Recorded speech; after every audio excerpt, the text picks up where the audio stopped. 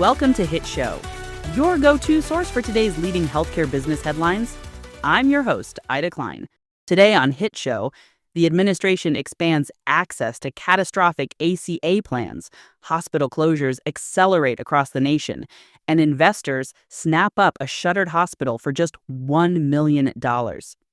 Plus, the FDA weighs oversight of AI mental health devices, and a major pharma deal reshuffles the generic drug market.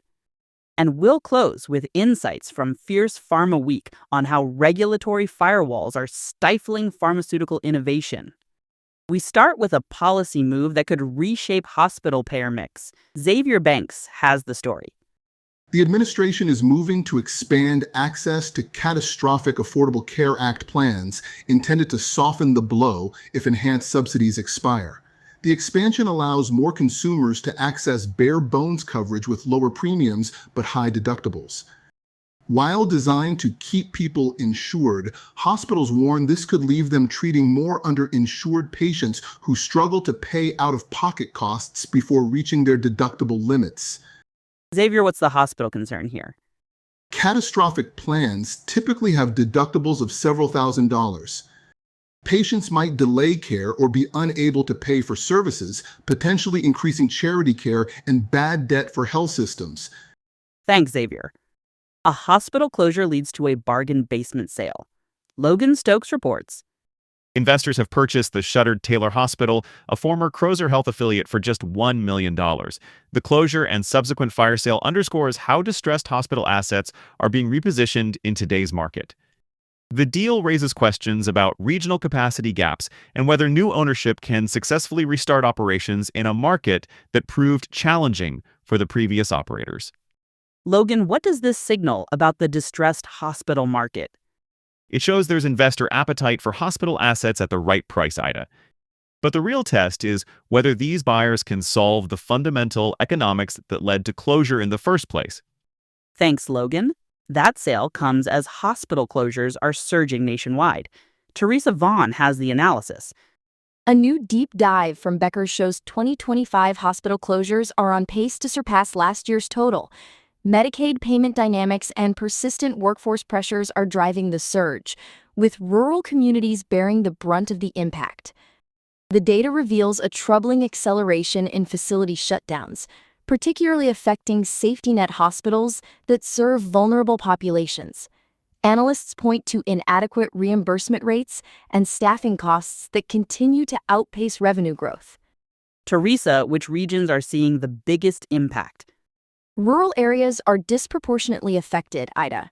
These facilities often lack the volume and payer mix diversity to weather financial pressures that urban hospitals can absorb. Thanks, Teresa. After the break, a major pharma deal and FDA oversight of AI mental health tools. Plus, Jalen Cross brings us insights from Fierce Pharma Week. Stay with us. HITshow is made possible by Altera Digital Health's Sunrise EHR, the flexible solution that provides tools and technology clinicians need to deliver better care their way. And with AI integration, Altera is leading with heart, bringing the human side of healthcare even closer. Welcome back. Private equity giant Advent is reshuffling its pharma portfolio. Nate Collier has the details. Advent International is selling generic drug maker Zentiva to private equity firm GTCR in a deal that could impact generic pricing and supply chain stability across Europe and the U.S. Zentiva is a major player in the European generics market with operations spanning multiple countries. The transaction reflects ongoing consolidation in the generic drug sector as private equity firms seek to optimize manufacturing and distribution networks to compete with larger pharmaceutical companies. Nate, what should health system pharmacy leaders watch? Ida, any changes in Zentiva's manufacturing or distribution could affect drug availability and pricing for common generic medications. Health systems should monitor their supply chain relationships closely. Thanks, Nate. The FDA is weighing new oversight for AI-powered mental health tools. Jade Romero reports. The FDA's advisory panel will review direct-to-consumer AI-driven mental health tools, raising questions about oversight, efficacy, and safety standards. These digital therapeutics claim to help with conditions like depression and anxiety using algorithms and app-based interventions. The review comes as more patients turn to digital mental health solutions, often bypassing traditional healthcare providers. Regulators are grappling with how to ensure these tools are both safe and effective while not stifling innovation. Jade, what are the implications for providers? Health systems need to understand what digital tools their patients are using independently, Ida. Better FDA oversight could help providers recommend evidence-based digital therapeutics as part of comprehensive care plans. Thanks, Jade.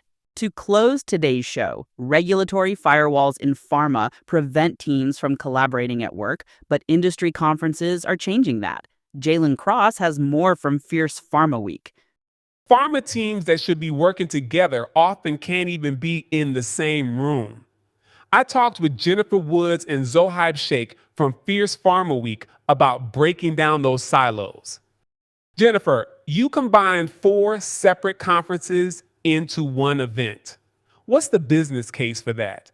This is obviously this is a brand new format. I think, the traditional digital pharma East audience is more used to, this level of show, and, to some degree, this level of exhibition. But even for them, this experience is upgraded this year beyond what they've previously seen at this show. What obviously the heart of all of this is to bring all of these different communities together, content-wise, networking-wise, and just get everybody in one place to have one great big Fierce Pharma Week. Zohaib, help me understand these groups. How is commercialization different from marketing? Originally, commercialization was called New Product Planet. New Product Planning is a group or a team within a lot of large pharma companies. Some biotechs might have them as well. But they are a commercial lead for all pipeline assets from preclinical to phase 2 or 3. Think of it pre-marketing, pre-launch, right? So everything early stage. So if you start there as the center point of commercialization, they kind of meet. Eventually, commercialization hands over to marketing. Marketing takes the puck, runs with it. They gear up for launch, on market, and then just hitting revenues, right? And there's actually a firewall between commercial and medical teams, which makes things almost all the more fun. Medical affairs can't proactively reach out to anybody. It's purely reactive. When a doctor asks for information, medical goes forward. Commercial cannot be providing that information. That's the firewall. And they actually can't even be in the same room together in the US. So there's a big firewall. So this event is creating networking that literally can't happen in their day jobs. This forum gives them the ability to challenge each other, and you're like, well, why are you? Why are we doing it this way? Or why, so it's just like that to me is where it comes in. Like Z saying, like, we're starting to break down these silos, but I think it's about the way that they're going to work together and go forward. I think this is the opportunity for these professionals to truly work together in an unsiloed place where they can really push forward and innovate. Thanks for taking time out. I appreciate it. Thanks for having us on, Jalen. Thanks for having us, Jalen. When regulatory firewalls prevent collaboration at work, industry events become the only place innovation can actually happen. More at HITshow. That's all the time we have for today. Thank you for joining us on HITshow. If you liked these stories, please follow us on LinkedIn and check out our in-depth feature videos on HIT.show. HITshow, your go-to source for healthcare business news, can be found all the places where podcasts are heard. Please join us again tomorrow for the latest headlines in healthcare.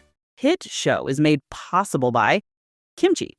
Transform your team with an agentic AI workforce that creates, optimizes, and distributes marketing content while keeping the human touch. For an AI workforce powered by you. Kimchi.com.